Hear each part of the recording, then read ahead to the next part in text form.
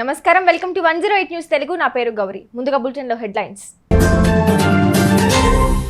రానున్న 2 రోజుల్లో భారీ వర్షాలు, తెలుగు రాష్ట్రాలకు తుఫాన్ ప్రభావం. తెలుగు రాష్ట్రాల్లో మారిన పెట్రోల్, డీజిల్ ధరలు, ఆయోమయంలో వాహనదారులు. ముద్రగడపై ఫ్లెక్సీల రగడ, పవన్ కు ముద్రగడ లేఖ. మంత్రి కోమటిరెడ్డికి నా ధన్యవాదాలు, అంతర్జాతీయ పవర్ లిఫ్టింగ్ క్రీడాకారిణి సుకన్య ప్రశంసలు.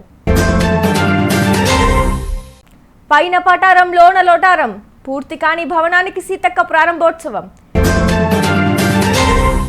అమెరికాలో ఆర్థిక డేటా తరువాత అంతర్జాతీయ మార్కెట్లో అధిక స్థాయికి చేరిన ముడి చమురు ధరలు తిరిగి కిందకు దిగుతున్నాయి. ప్రస్తుతం WTI క్రూడ్ ఆయిల్ ధర బ్యారెల్కు $0.43 తగ్గి $82.17 వద్దకు చేరగా, బ్రెంట్ క్రూడ్ బ్యారెల్కు $0.36 తగ్గి $85.02 వద్ద ఉంది. మన దేశంలో పెట్రోల్, డీజిల్ ధరలపై అంతర్జాతీయ రేట్లు ప్రభావం చూపడం లేదు. ప్రస్తుతం తెలుగు రాష్ట్రాల్లో పెట్రోల్, డీజిల్ ధరలు ఇలా ఉన్నాయి. తెలంగాణలో పెట్రోల్ ధర $107 ఉండగా, డీజిల్ ధర $95. ఆంధ్రప్రదేశ్లో పెట్రోల్ ధర వచ్చి $109గా ఉండగా, డీజిల్ ధర $97గా ఉంది. ఎన్నికల్లో గెలిచిన పవన్ కు అభినందనలు చెప్తూ కాపు రిజర్వేషన్ స్పెషల్ స్టేటస్ తేవాలని డిప్యూటీ సీఎం పవన్ ను ముద్రగడ కోరారు. ఇదే ఇప్పుడు మరో రచ్చకు దారి తీసింది. జనసేన కార్యకర్తలు ఇప్పుడు కాపు సంఘం నాయకులు కూడా తోడయ్యారు. పద్మనాభరెడ్డిగా పేరు మార్చుకున్న ముద్రగడ, మా కాపు రిజర్వేషన్ల అంశం మీకెందుకు అంటూ ఫ్లెక్సీలతో నిరసన తెలిపారు. జగన్ హయాంలో కాపు రిజర్వేషన్లపై ఎందుకు మాట్లాడలేదో ముద్రగడను ప్రశ్నించారు. చంద్రబాబు సీఎంగా ఉన్న హయాంలో కాపు కార్పొరేషన్ ఏర్పాటుతో పాటు ఈడబ్ల్యూఎస్ కింద 5% వాటా ఇచ్చారని గుర్తు చేశారు. ముద్రగడ పద్మనాభం గారు మళ్ళీ మొదలెట్టారు. పవన్ కళ్యాణ్ గారు పోస్ట్ చేశారు, కాపు రిజర్వేషన్లు ఈసారన్నా తీసుకురండి అని. మేము అడిగే ఆయన ప్రశ్న ఏంటంటే, 2019 నుంచి 2024 వరకు పరిపాలన చేసిన జగన్మోహన్ రెడ్డి కాపులకు రిజర్వేషన్ ఇవ్వలేని అన్నప్పుడు ఈ 5 సంవత్సరాల కాలం ఎందుకని ఉద్యమం చేయలేదు ముద్రగడ పద్మనాభరెడ్డి గారు? అలాగే 2004 సంవత్సరంలో కాంగ్రెస్ మేనిఫెస్టోలో పెట్టింది రాజశేఖర రెడ్డి కాపుల రిజర్వేషన్లు ఇస్తానని, కానీ ఆయన ఇవ్వలేదు. అప్పుడు కూడా ముద్రగడ పద్మనాభరెడ్డి గారు ఉద్యమం చేయలేదు.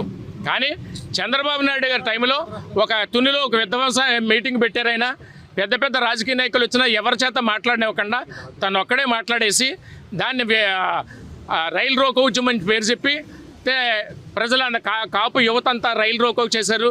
దాని మీద నిర్దాక్షిణ్యంగా ఆ రైలును తగలబెట్టేసారు. వందలాది మంది యువకుల మీద కేసులు నేపడ్డాయి. ఈయన మాత్రం ఆ రైలు రోకో దగ్గరికి వెళ్ళకుండా ఉండిపోయాడు. ఎవరి చేత మాట్లాడనివ్వలేదు వచ్చిన నాయకులందరి చేత. అంటే కాపు రిజర్వేషన్లోనే కాపు ఉద్యమాన్ని ఇతనికి తప్ప వేరొకరికి పేరు కాకూడదు అనే ఒక కాంక్ష బలమైనటువంటి దుగ్ధ ఇతనిలో ఉంది.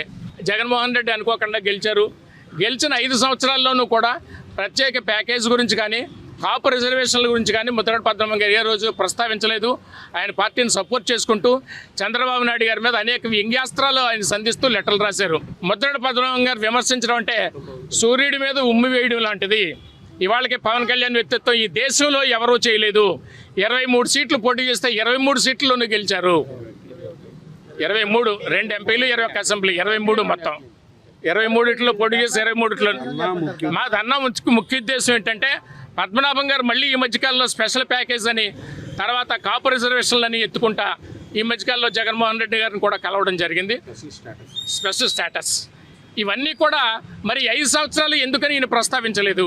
ఈయన 1999లో ఎంపీగా తెలుగుదేశం గెలిపిస్తే నేను చంద్రబాబు నాయుడు గారికి పునర్జన్మనిచ్చారు, ఆ జన్మాంతో ఆయనకు రుణపడి ఉంటానని అన్ని పత్రికల్లో ప్రముఖంగా వచ్చాయి. మరి అలాగని తర్వాత తిట్టడం మానేసాడా?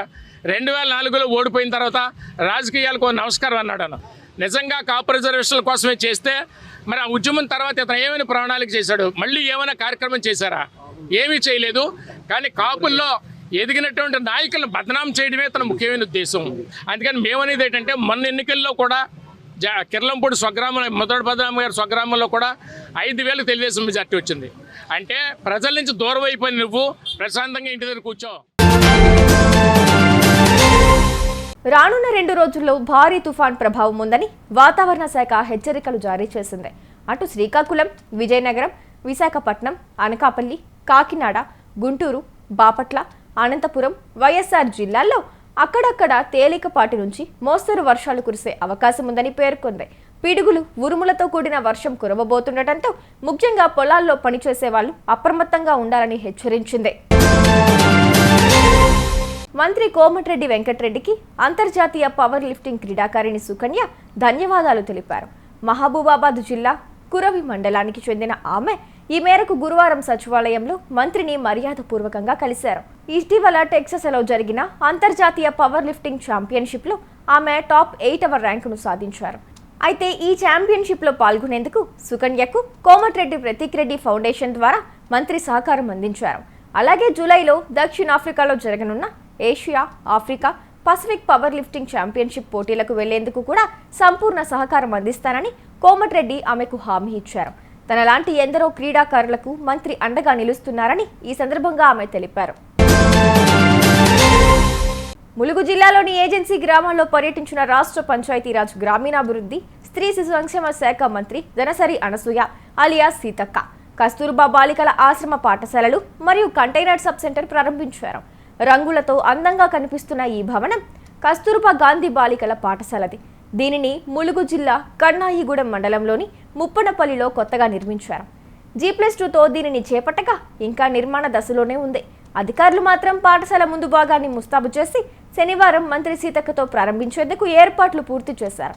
విద్యార్థుల నుంచి ఉపాధ్యాయుల వరకు అందరూ మహిళలే ఉండే ఈ పాఠశాలను అరాకొర వస్తువులతో ప్రారంభించొద్దని మంత్రి సీతక్క ఈ విషయమై దృష్టి సారించాలని పలువురు కోరుతున్నారు. చూసారుగా, ఇవి ఇవాల్టి బులెటిన్ అప్డేట్స్. మరో బులెటిన్తో మళ్ళీ ముందుకు వస్తాను. అంతవరకు కీప్ వాచింగ్ 108 న్యూస్ తెలుగు.